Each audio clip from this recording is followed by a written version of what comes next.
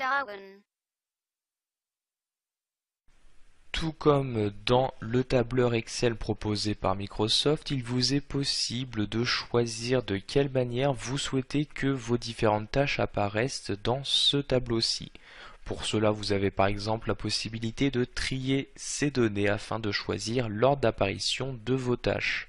Donc par défaut, il s'agit d'un tri par ordre chronologique, donc suivant le numéro d'insertion de vos tâches. Donc quand vous insérez une nouvelle tâche, automatiquement ce numéro est incrémenté de 1.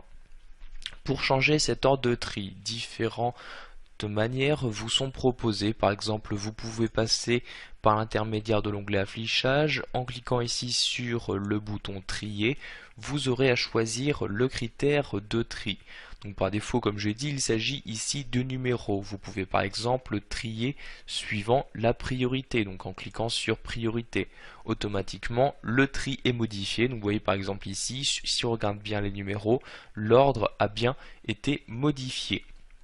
Vous pouvez également choisir d'effectuer le tri directement en vous rendant dans la colonne. Par exemple, je veux trier par ordre alphabétique des noms de la tâche. Donc je clique ici sur la flèche de cette colonne et vous voyez directement dans le menu, j'ai soit trié donc par ordre alphabétique ou par ordre analphabétique. Donc ici par ordre alphabétique, je clique donc sur trier de A à Z. Le tri est alors effectué, donc ici suivant le nom de ma tâche. Pour revenir au tri normal, donc vous recliquez sur trier et vous sélectionnez ici numéro. Maintenant les numéros se sont bien remis dans l'ordre.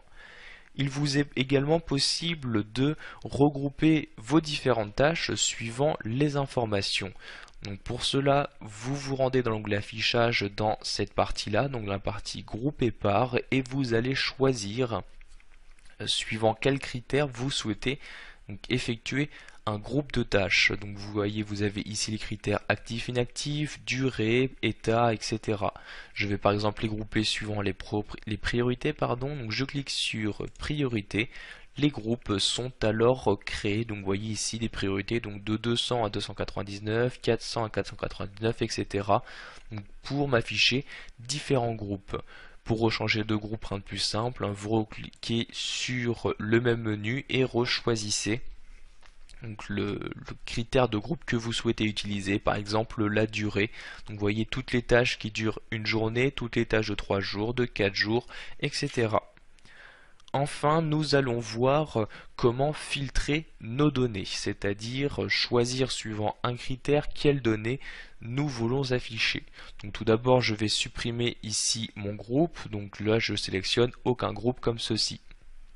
Pour effectuer un filtre, je peux par exemple ici le faire via cette fenêtre-ci, donc où vous allez choisir ici les critères que vous souhaitez donc activer afin d'activer ce filtre. Vous pouvez également le faire directement via la colonne, par exemple au niveau des durées.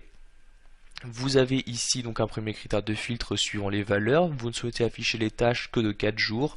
Vous désélectionnez toutes les autres cases excepté celle de 4 jours. Vous cliquez sur OK. Le filtre est alors effectué. Donc vous pouvez voir qu'il y a bien un filtre d'effectuer sur cette colonne. Ici, il n'y a plus la flèche qui apparaît comme sur les autres colonnes, mais bien ici le bouton de filtre. Pour supprimer ce filtre, je reclique au même endroit et je recoche ici toutes les cases, je clique ensuite sur OK, on voit bien à nouveau toutes mes tâches qui apparaissent.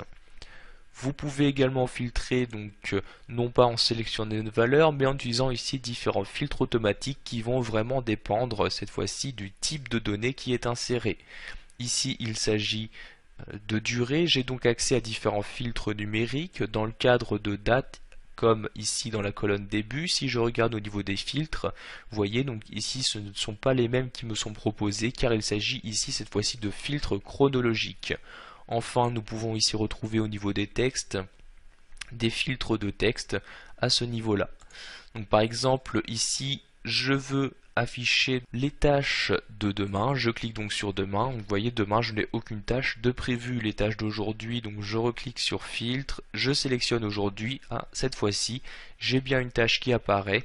Donc en effet je regarde la date, il s'agit bien du mardi 26 juin 2012, donc date que nous sommes bien actuellement. Pour supprimer le filtre, vous cliquez à ce niveau-là, vous cliquez ici sur filtre comme ceci, donc il vous suffit de cliquer ici sur le bouton effacer le filtre. Automatiquement, toutes vos tâches réapparaissent dans la liste. Voilà, vous avez maintenant la possibilité de choisir la manière dont vous souhaitez afficher vos différentes tâches dans Project 2010.